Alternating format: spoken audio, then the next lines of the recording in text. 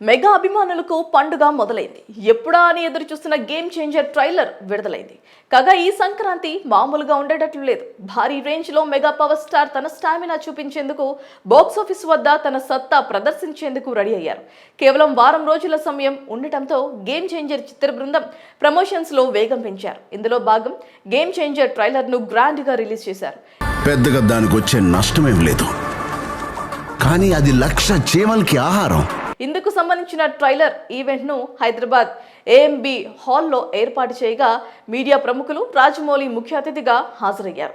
మరి ఈ కార్యక్రమానికి గేమ్ చేంజర్ నటినటులు హీరో రామ్ చరణ్, శ్రీకాంత్, అంజలి, సముద్రకని, ఎస్జే సూర్య, సంగీత దర్శకుడు తమన్, మాటల రచయిత బుర్రా సాయి మాధవ్, దర్శకుడు శంకర్, నిర్మాతలు దిల్ రాజు, శిరీష్ తదితరులు ఈ కార్యక్రమానికి హాజరయ్యారు.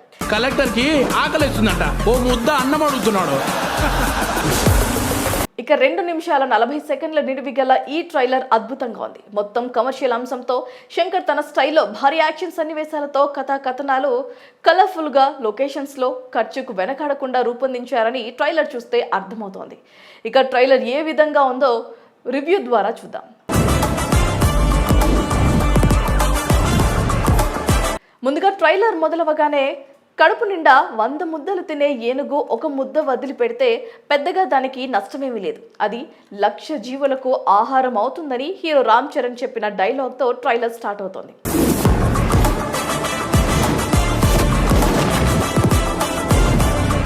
ఈ క్రమంలో పేదవారు, రాజకీయ నాయకులు, భారీగా డబ్బులు, కొన్ని యాక్షన్ కట్ షాట్స్ మధ్యలో ట్రైలర్లో చూపించారు.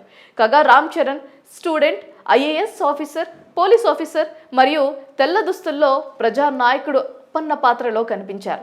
మా పార్టీ సేవ చేయడానికి కానీ సంపాదించడానికి కాదు.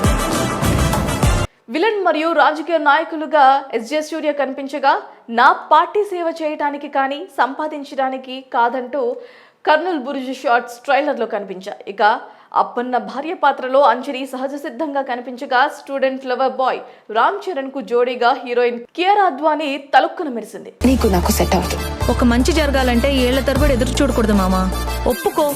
ఇక సైడ్ సత్యం అంటూ ప్రభుత్వ కార్యాలయంలో పనిచేసే అటెండర్ పాత్రలో సునీల్ వింతగా నడుస్తూ కనిపించారు. ఇతని పాత్ర ఈ సినిమాలో కీలకంగా వ్యవహరించబోతుంది అని అర్థమవుతోంది.